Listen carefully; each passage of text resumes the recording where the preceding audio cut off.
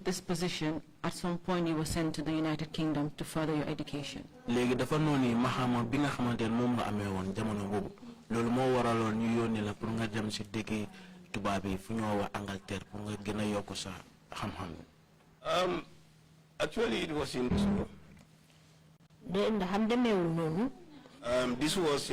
these are programs provided for the Accountant General's Department. And I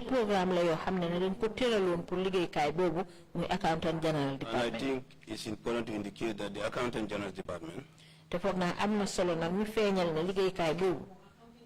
in charge of the entire accounting system of the government of the Gambia.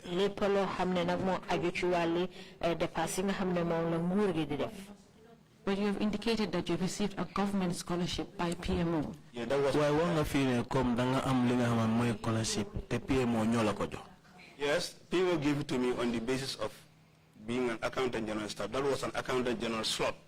Wa PMO dañ ma ko jox dik te ma ngi liggéey ci ron accountant general te bunte bobu nonu mu ngi saytu ci wali accountant general bi mota. Thank you. And it was due to that that you were able to go to the United Kingdom to further your education. Jeff, dafa nonu ngir lolu mo taxaw nga mëna dem ci dëkk tubab bi fu ñoo wa Angleterre pour yokka sa jàng bi. And according to your statement, you returned in 2002? Si kamanten lolu lañ binda fi ni sa kaddu yuñ binda mu ngi wone ne si atum 2002 si nga delu wat ci réew mi. Yes, I came in 2002, but I think there is something missing. Wow, mangi delu si wat atum 2002 way amna lu manki.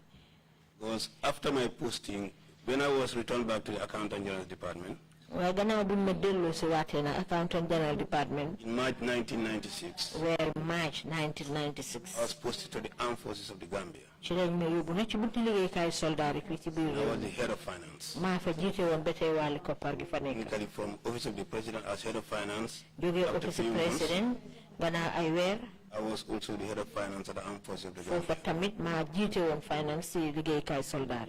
I was there from March 1996. Wala nekk nak be weeri March atum 1996. From March 1996. Li ko dalee weeri March 1996. On the 11th of July 1999. Fukki fan ak benn 1999. That was when I proceeded to the UK. Jamono boobu nak ci laa dal di dem jàngi Angleterre.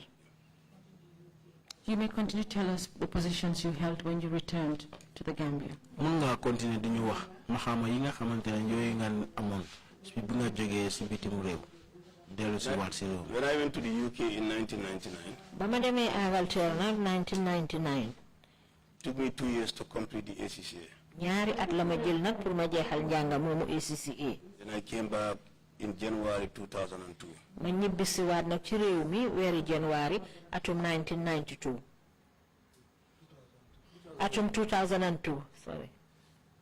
Then I was, after a month, gannaaw benn weer nag. While at the Accountant General's Department, Accountant General Department, I was promoted to the position of Deputy Accountant General. Ñu yokk suma maxaama nag toftal ma ci Accountant General bi. You may continue. Mun nga continue. I spent about 3 years plus as Deputy Accountant General. Nekk naa fa ñetti at ak dara nekk ci ron Accountant General bi. And finally, I was appointed to be the head of the government accounting system. Gannaaw loolu nag ci lañ ma jël na yokk suma maxaama ma jiite lépp lu aju ci dépasse bi nga xam ne moom la nguur gi di def. That is to head the department. Loolu nag mooy ne maa jiite woon liggéeykaay ba. Can you tell the commission what year this was? Ndax mun nga wax commission bi loolu ban at la woon? This was January 2005. Loolu January la woon 2005. When I was about 25 years old. Boobu ñaar fukki at ak juróom laa am. I see that was important to you as you stated it in your statement.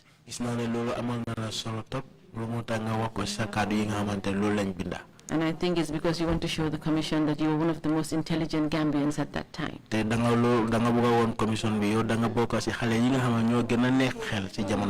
want to differ. I think I would have been one of the most privileged Gambians.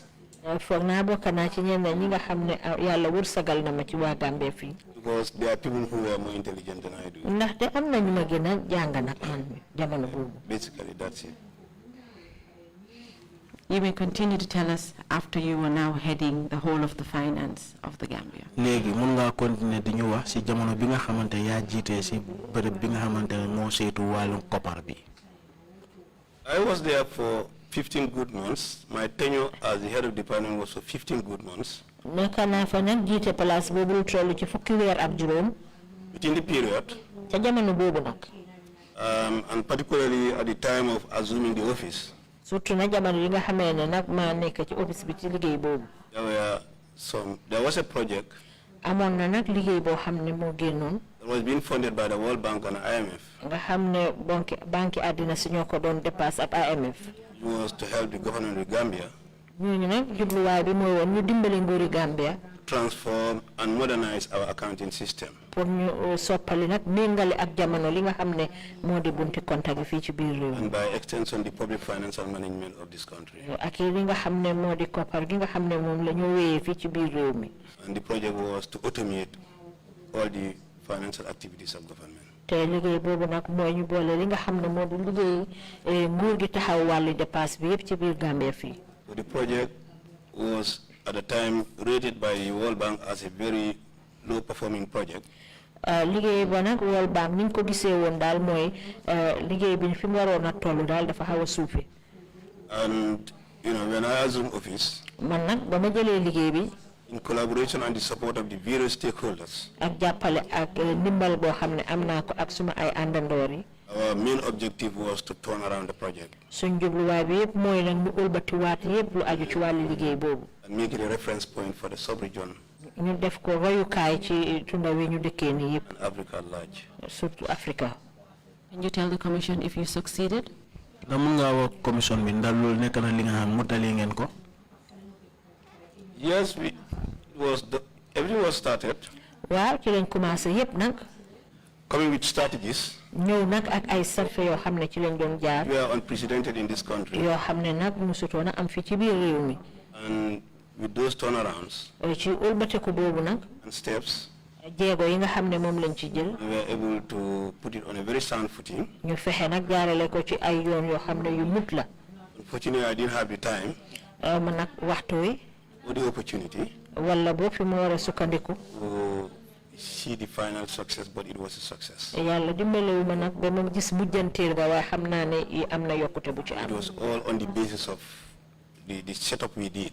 loolu yëpp nag yokkute bi ci am noonu yëpp mu ngi sukkandiku nag ci ndoorte gi taxawaay bi nga xam ne moom lañ ci jëloon.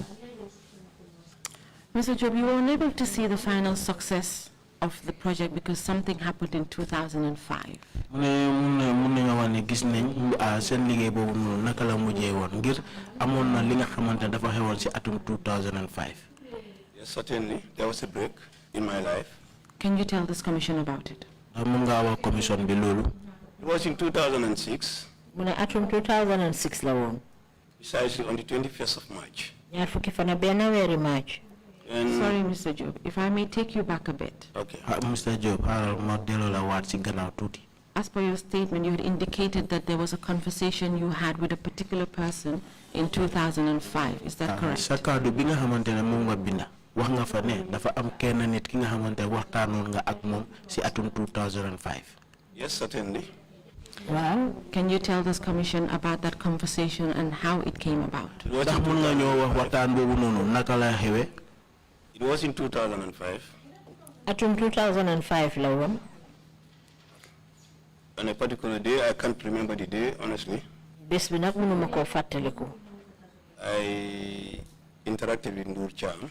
ci laa dal di jokkoo nag ak Ndur Cham. Late Colonel Ndur Cham. dem si yàlla si Colonel Ndur Cham. And we've been having a lot of discussion because he's a family member. am na waxtaan wu yaatu woo xam ne nag seqoon nañ ko bés boobu ndaxte ay mbokk lañ. Yeah, what I mean, we've been having a lot of discussion, not on that very day. Generally, we have discussions, I mean. am na waxtaan yu ci bari yoo xam ne nag dox na suma diggante ak moom. On family issues. ci mbiri mbokk gi. Personal issues. ak yeneen. And all sorts of things. yu ci bari lañ doon waxtaanee. At that particular time, can you tell this commission what position this said Ndur Cham was holding?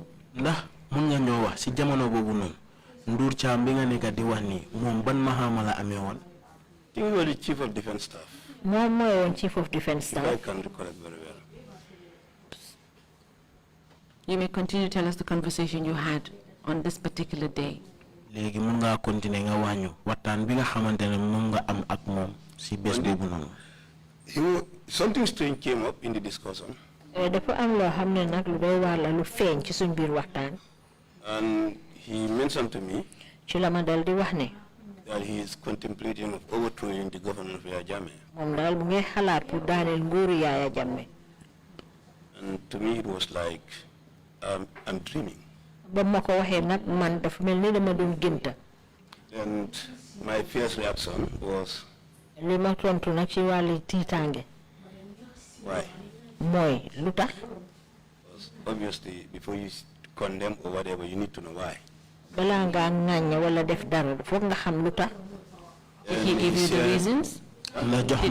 Did he give you the reasons? Ndax jox na la dalil yi nga xamantene mo tax mu bëgg def lolu. He gave a lot of reasons. Waxna yu ci bari yo xamne mo tax mu bëgg ko def. Can you tell the commission the reasons he gave? Ndax mo nga wax commission bi sabab bi.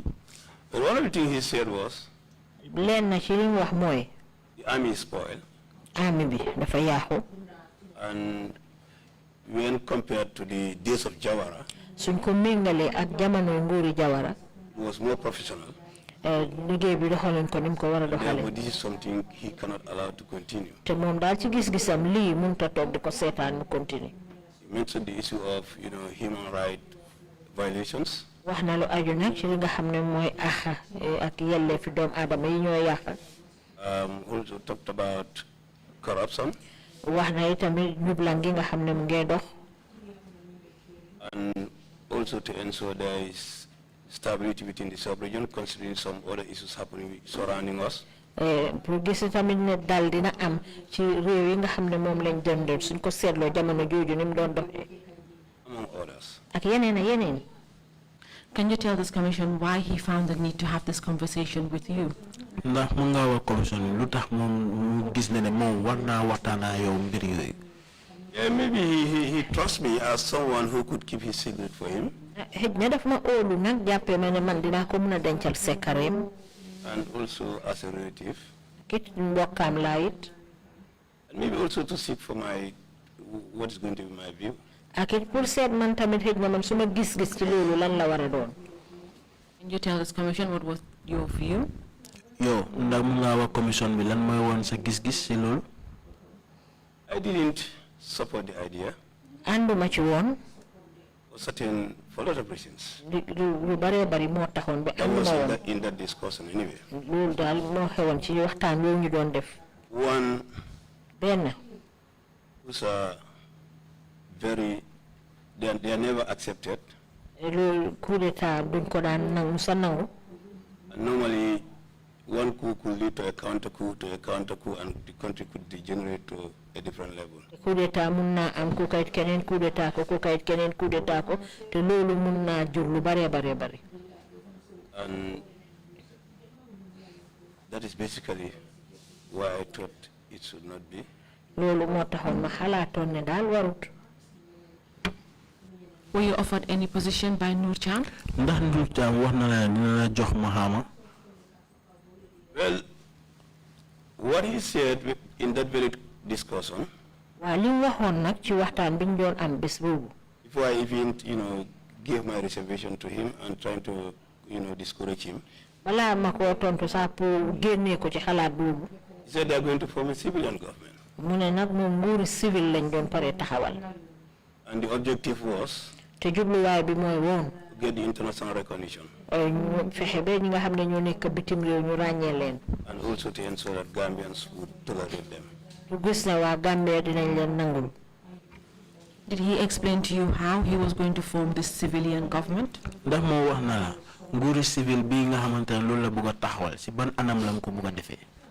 One thing he said also was he has the support Lena lim wax moy ne de amna jappalante of most of the officers of the armed forces. Ci soldat yi ci bari ñoo xamne parce que nañ ko jappalé. And also some cabinet ministers at the time. Ak ñen ñoo xamne ay ministre lañu jamono bobu. And his idea is to set up a civilian government. Ci xalaatam dal moy mu taxawal nguuri civil. And one of the things he said was Because I have served with the armed forces of the Gambia. And he believes probably I have some understanding with them. He would want to push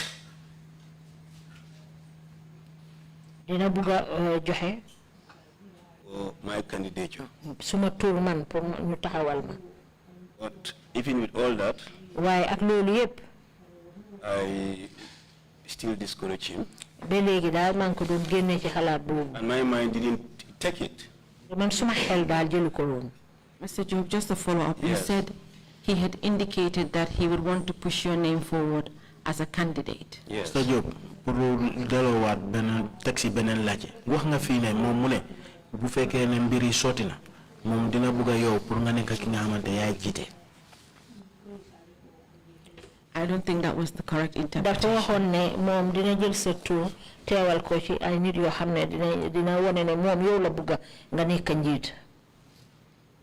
Well, I didn't say that yet. I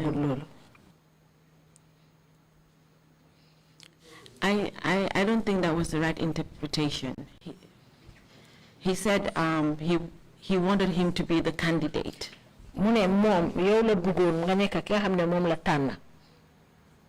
Can you tell us what position he was going to offer you as this candidate? He was contemplating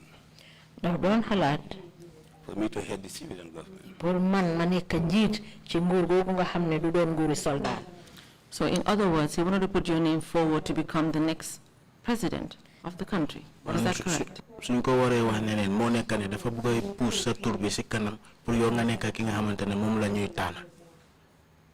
Not the next president, but to be the president of that particular civilian government. Du nekk beneen président waaye pour nekk président ci jamono jooju nga xam ne buñ defee coup d'état bi ki ko war a jiite du nekk soldat. So is it correct to say that if the said coup had succeeded and a civilian government had been formed, you would have been the president? Léegi mun nañoo wane bu fekkee ne def nañ daane nguur googu noonu bem sotti te ñu taxawal nguuri civil. I don't think I'll be. Can you tell the commission why you disagree? One, I know in history of military coups, militaries will never overthrow a government and give it to a civilian and say, take it. That's one. Secondly, I know the mindset of the military, and I know they would not do it. And therefore, it will not happen. I wouldn't dispute. I would have been giving a position, but not that. Can you therefore tell this commission why you turned down the offer of Nducham? Léegi mun nga wax commission bi lutax Nducham li nga xamante loolu la bëggoon nga nekk bu fekkee daaneel nguur bi sotti na lutax nanguwuloo ko. Yeah, I have my personal and professional reasons. Amna suma wàlli ci suma wàlli xalaat ak suma wàlli xam-xam liggéey. One, Ben, I've been newly appointed as the head of the government accounting system as the accountant general or director of national treasury. Dañ ma jël nak ci place bobu nga xamne mom la yoré won muy njiitu accountant general. Which was very exciting. Té lolu nak mom kontaanoon na ci lool. Considering the fact that this nit ma ngi ci xalaatoon ne there's a project that I was spearheading. Amna liggéey buñ semba bo xamne mako jité won. I believe I was needed much there. Té fogg na ne fofa lañ ma gënoona soxla. Take it to the level that to actualize the project rather. And the other thing, I was young. I was 26 years old. And in a transition government, probably 2 years, maximum 4 years. what do you expect to do after presidency? Bon nak su jamono president bobu jexé lan la wara def. Or have been either 38 years old. Dina fekk xejna ma ngi am fanwéri at ak juroom ñetta. Or maximum 40. Wala lu bari ñeen fukki at. So at 40 what do you do? Suma amé ñeen fukki at lan lay def. I know politics is not my way. Xamna ne man politique du suma yoon. Do you have any reasons for the fact that overthrowing a government was against the constitution of the Gambia? Ndax am nga ci ban dalil comme ne pour so waré Daniel Ngour lolu dafa nekk li nga xamné bunti loi bu mag bi nga xamantene lolu la réew mi di doxé lolu daf ko téré? Certainly. Wow. I think Ngour was looking at the duty to the nation, the people rather. Come again, sorry. I said certainly is against the constitution, but from him, what he was looking at the duty to the people of the Gambia. That's what he was looking at. Wa xamna ñi lolu wa rew mi nangu ko way nak mom fogon na ne lim doon def ligéyam la bo xamne mo ko defal rew mi. He mentioned that the Gambia is sinking and he wants it to bring, the ship up to flow smoothly. Ndax na xamna ne wax na ne Gambia mu doon suux te mom moy ki nga xamne moko bëgg suxali. But it's still correct that it was not the right way to actually fight for the rights of the Gambians. Waaye bété mën nañu wax ne nekkut yoon bi nga xamantene moy yoon bu jubbi bi nga xamantene loolu la nit wala jël pour xéxal wa doomi réewi Gambia. It is never the right way. Musta doon yoon wi gën. I would not say it was not, because then somebody would think it is now. It is never the right way. Musuta nekk yoon wi war. Fight for the rights of Gambians. Pour nak xéxal wa Gambia. Thank you, Mr. Jobe. Can you tell us further in the conversation what else Noor Cham tasked you to do for him? Jërëjëf waaye ba tey mën nga ñoo gën a wax la la Noor Cham wax comme si seen jamono bi nga xam yéen a ngi doon waxtaan la la bëggoon a sant pour nga def. The main purpose of the discussion jubluwaayu waxtaan woowu yëpp was for me to prevail over mooy pour ma jiite one of the late captain in the army. benn si ndem si yàlla captain bi nga xam ne moo nekkoon ci army bi. Do you remember the name of the said captain? Ndax fàttaliku nga turi captain bi. Late Captain Famara Jammeh. Ndem si yàlla captain Famara Jammeh. Who was at the time jamono jooju. Deputy State Guard Commander. moo nekkoon ci toppa ci State Guard Commander bi. What he wanted me to do. li mu bëggoon ma def. And finally, even when we argued over the genuineness of what he wanted to do, gannaaw bu ñu warantee nag ci li nga xam ne fa la war a jaar ci li war a bëgg a def. he told me was, lim ma wax mooy. I am telling you just because I wanted to, convince Famara Jammeh, but nothing else. dama la ko wax rek de pour nga jéem a waxtaan ak Famara Jammeh pour duggal ko ci xelam waaye du leneen. Can you tell this commission the conversation he wanted you to have with this said Famara Jammeh? Ndax mën nga wax commission bi moom ban façon waxtaan la bëgg nga amoon ko ak Famara Jammeh. He wanted me to convince Famara Jammeh to support his plan. dafa bëggoon nag ma dugal ci xeli Famara Jammeh pour mu jàppale ko ci xelaat bi nga xam ne moom la am noonu. But I refused. waaye nanguwuma. And I refused up to the very day. te nanguwuma ba ca bés ba. So it is correct that you're telling this commission that you never had a conversation with the said Famara Jammeh. Kon léegi yaa ngi ñoo woon ne fii si commission bi yow mosuloo waxtaan ak Famara Jammeh. I have series of conversations with Famara Jammeh. waxtaan naa yoon nag ak Famara Jammeh. Because Famara was my junior. ndaxte Famara ci suma ron la toppoon. He looks like a brother as well. A brother for that matter. dafa meloon ni suma rakkalay tamit. And his family, if you know that. seen mbokkaam sax xam nañ ko. So we discussed a lot of things, but not this one. yu bari lañ daan waxtaanee na waaye du boobu na du mbiri kuub bi. I can say for certain here. mun naa wax nag ne fii. Famara is late, but I know I'll meet him one day, isn't it? Famara génn na àddina waaye dinaa ko musa fekk. And when he wanted to get married. ba nga xam ne buggee naa jël soxna. And identified someone. te mu tànn kenn. He came to my home. ñëw na suma kër. And told me, let's go. ne ma nañ dem. If you approve it. su fekkee ne nangu nga. I'll marry. ma takka ko. If you have any reservation, so ame dara nak lu tax be nangul now look for someone else. ma ut keneen. And we did that together. Loolu lañ defandoo. And I gave my approval. Ma dal di nangu nag. And then finally, you know, they got married. Te mujjanteel ga nag ñu dal di sëy. That's how close we were. Noonu la jegeñaante suñ diggante meloon. Is that the reason why Ndur Cham had confidence in you that you could talk to the said Famara Jammeh? Certainly. Ndax dalil bobu nonu mo taxone be Ndur Cham am yakar ci yone comme nga waxa Famara Jammeh. And just to confirm again, you're telling this commission that you never had a conversation with Famara Jammeh about the plans of Ndur Cham to do a coup. Te tam pour gëna léral fi ci commission bi ya ngay gëna léral ne comme yow muslo waxtana Famara Jammeh ci lu dem li nga xamantene moy Daniel Ngour bi nga xamantene loolu la Ndur Cham paré wona def. I have never.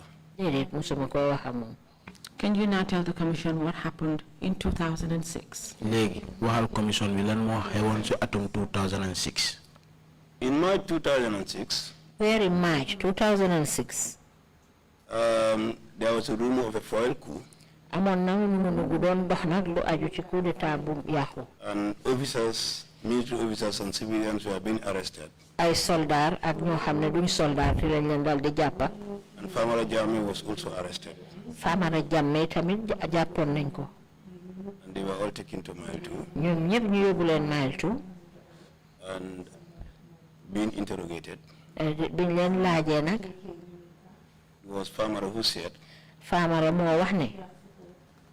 He spoke to Ndur Cham. Wax na ak Ndur Cham. On that fateful afternoon of 21st March.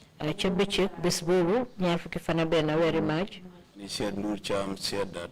mu ne Ndur Cham ne.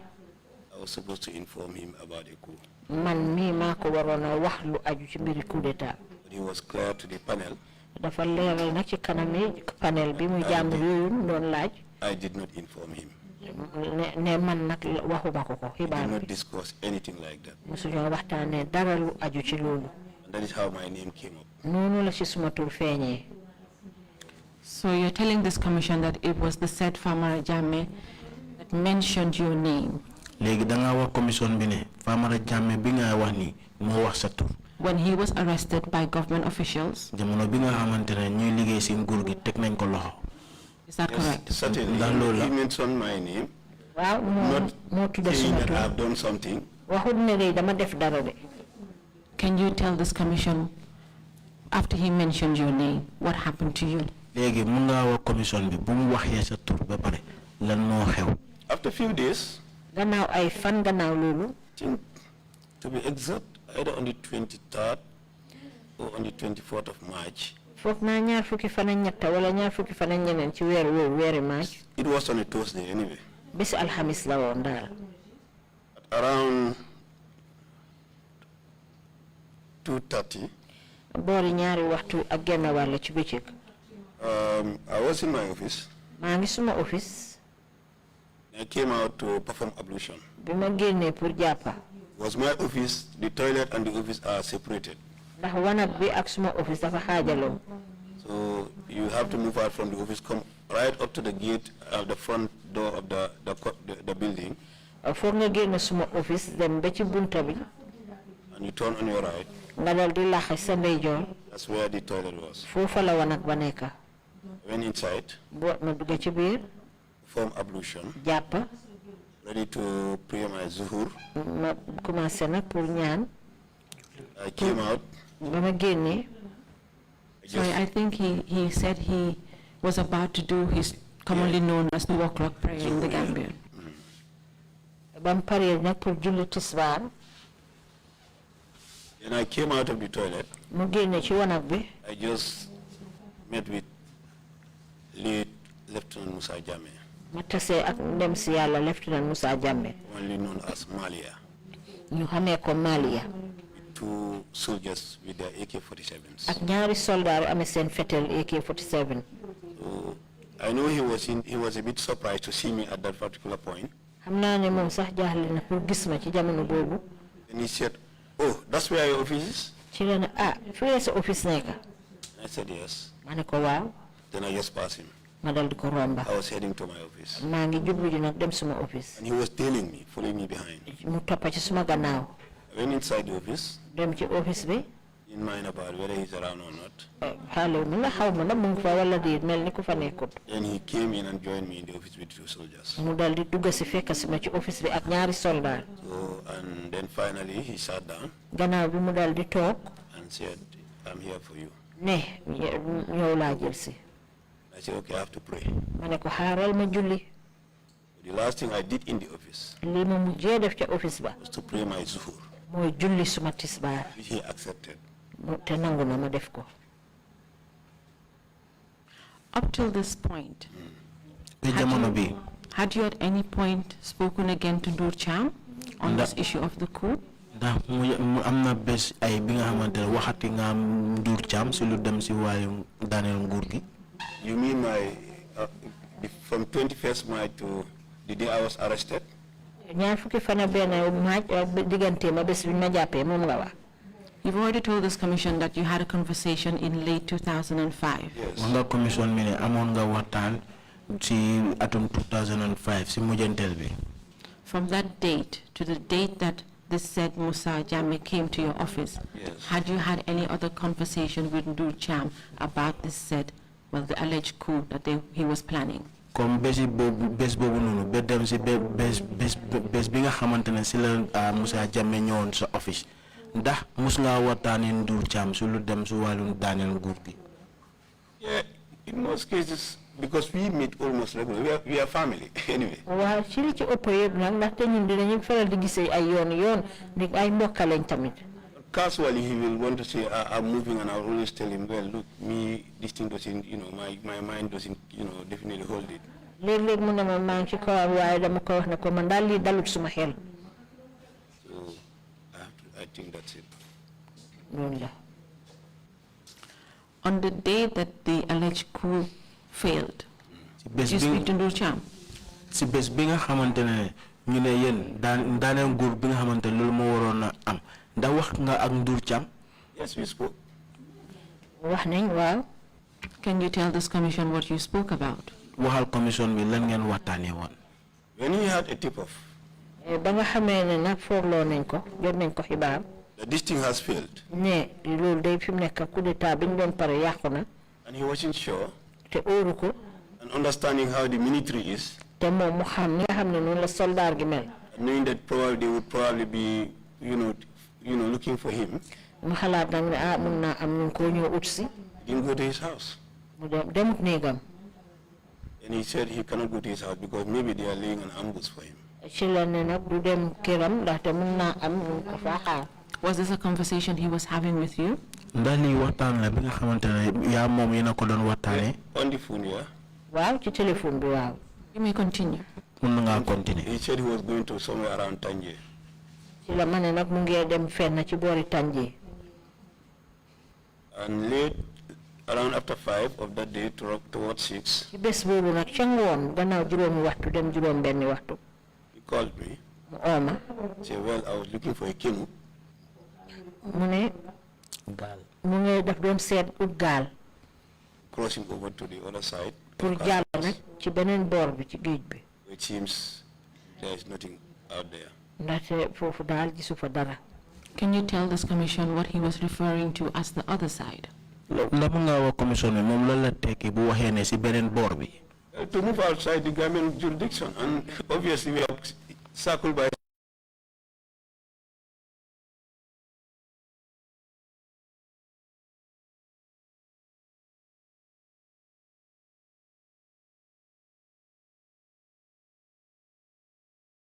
area. Mu dem nag ci boori Casamance ci Sénégal. Continue, tell us the conversation. continuer nga wax ñu waxtaan bi nga am ak moom. Then he said he needs some money from me Ci la ne nag dafa soxla xaalis pour ma dimbali ko ci. because he has to change his direction. Ndaxte daal foog mu soppali yoon wi mu bëggoon a jublu. He needed $5,000. Dafa soxla woon juróom fukki junney dalasi. Juróomi junney dalasi. Yes. Then I sent the money to him. Ci laa ko yónnee xaalis bi. Can you tell this commission how you were able to get this $5,000 to Ndur Cham? ndax mun ngaa wax commission bi juróomi junne bi ngay wax nii naka nga ko mën a def ba mu àgga si Ndur Cham. I gave the money Dama jox xaalis bi to his nephew, jarbaatam. An uncle to me. Can you tell the commission the name of his nephew? Alieu. Alieu. You may continue. He gave him the money. I think that was how he went to, I believe, Fatou.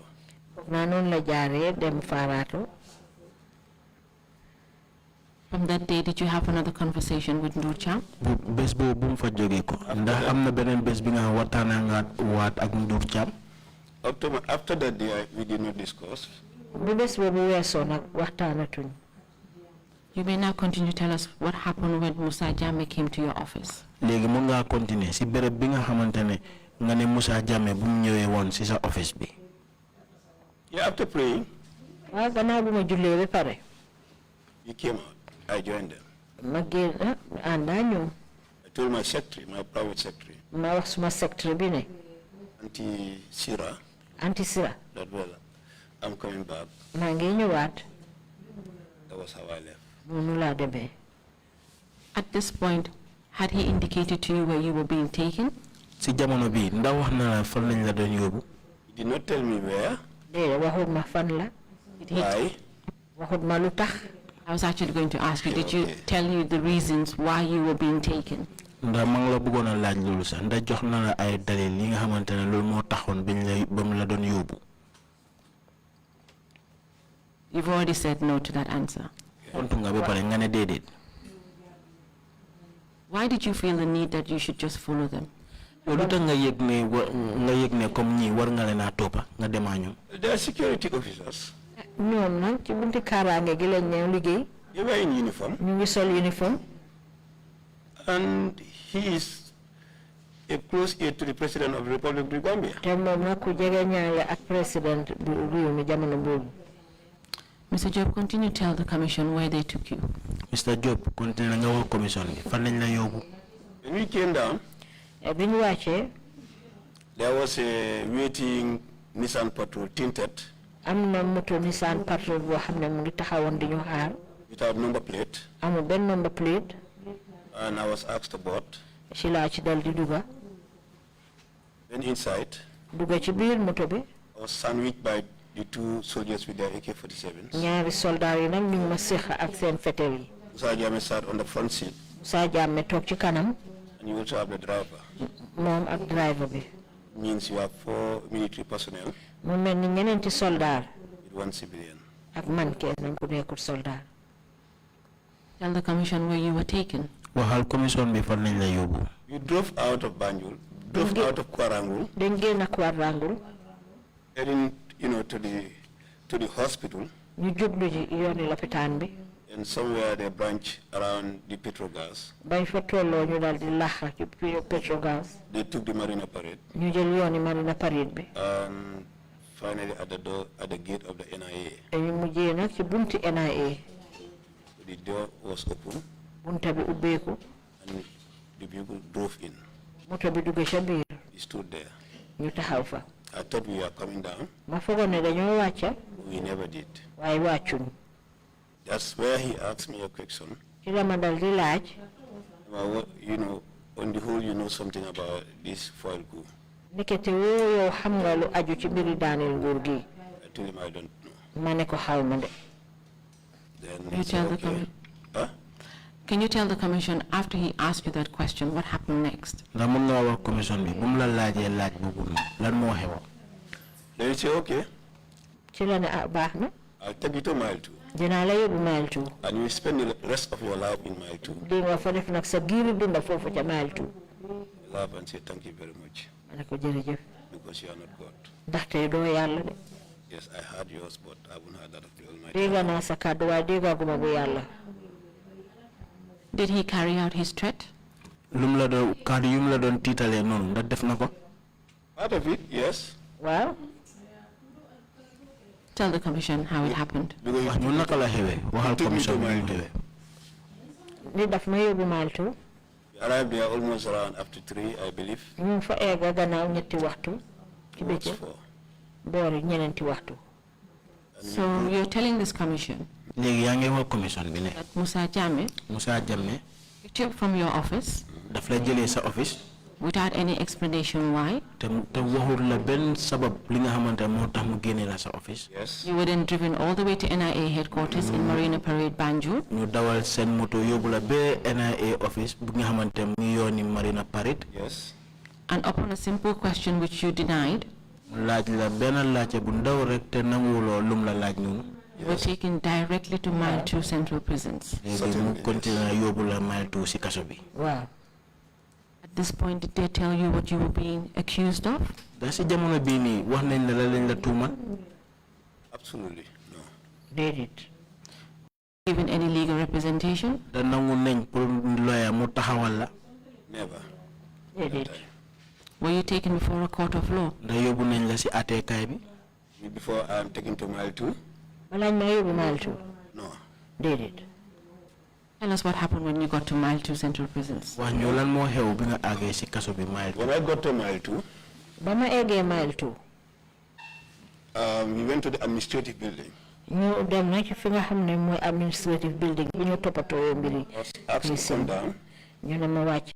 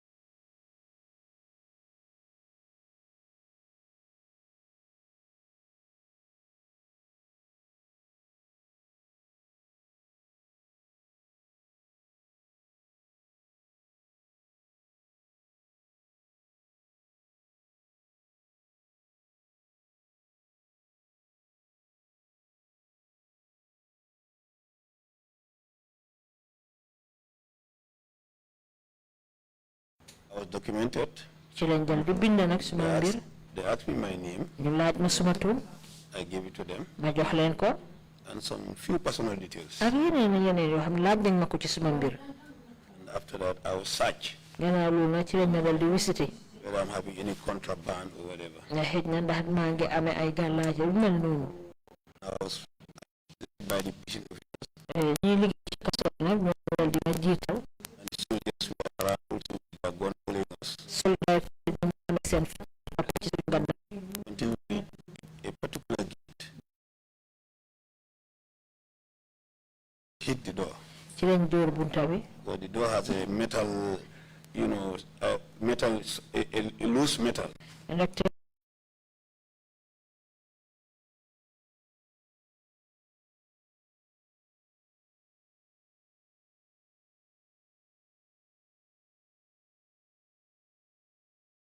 bunta bu ngir ñi ci biir mën na But you will know that something is happening over there. su ko defee ñooñ tam dañu soxla nañ ci bunta bi. I just dawal ñu génn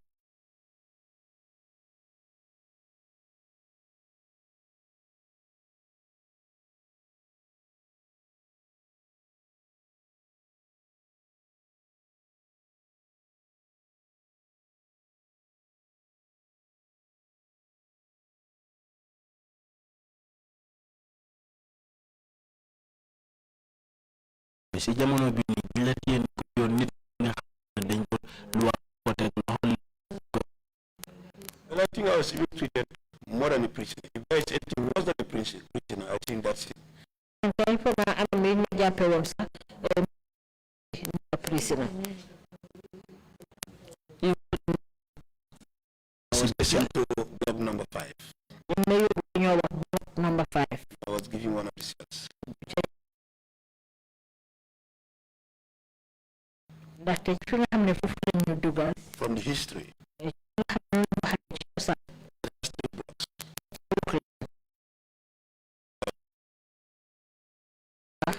one block cell number 1. boobu dañoo wax cell 1. So about foog naa fukki fukki sel ak ñaar ñu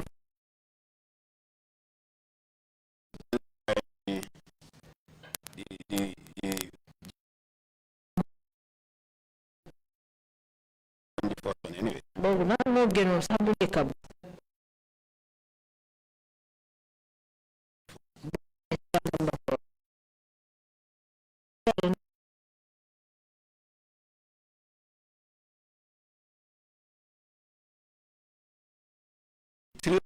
ba ñetta yi bu ñu ngale number 5 we are all kept in cell number 5 ñëpp cell number 5 lañu I denc think I had about 99 cells that's where I was.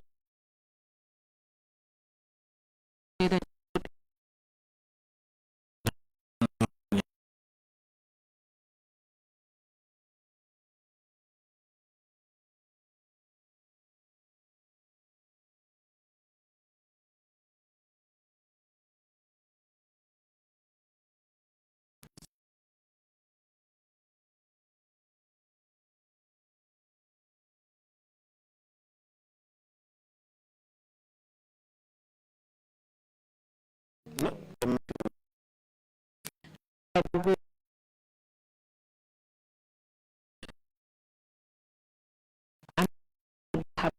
concrete la just backfill it. fa mel ni nga dal di wéral ay bloc rek dal di ko feesal What was the ventilation like? léegi mooy kaay bi naka la meloon Very bad. am fenn foo xam ne daal pour nga di duggee baaxutoon dara Because if you look at the window, ndax boo seetee palanteer bi it is slightly, more than the size of this pan. moom daal alxuraan bi tegee So nii that's the only opening. loolu rek li nga xam ne ubbi na pour ba fa ngelaw And then you have a high, a raised window up there, just around the floor concrete. nga am nag palanteer boo xam ne dañ ko ekkati nii rek ci kaw concrete bi That would be probably maybe 20 centimeters by 30 centimeters. te xëj na loolu fanweeri centimètre ak ñaar fukki centimètre guddaay yaatuwaay bi They are all on top. There is nothing, just a direct through like wire gauze or anything like that. dañ ko gas ni rek la nii rek daal amul dara luñ ci fatta Mosquitoes can come in and is infested with mosquitoes. loolu moo tekki ne yooyu mun nañu dugga ñu war a duggee Have a toilet. wank Just have a table built also with blocks am na table boo xam ne rek ay bloc lañ ko defaree and some moo am na pax bu ndaw and that's where you could probably keep your stuff. foofu rek nga am na denc sa bagage And that's where you can provide put, chamber pots they give you. foofu tamit fa nga mun a laaxa poti sambur bañ la jox Normally they only, at the time you went there, jamono jii fa nga dugga you are only giving one.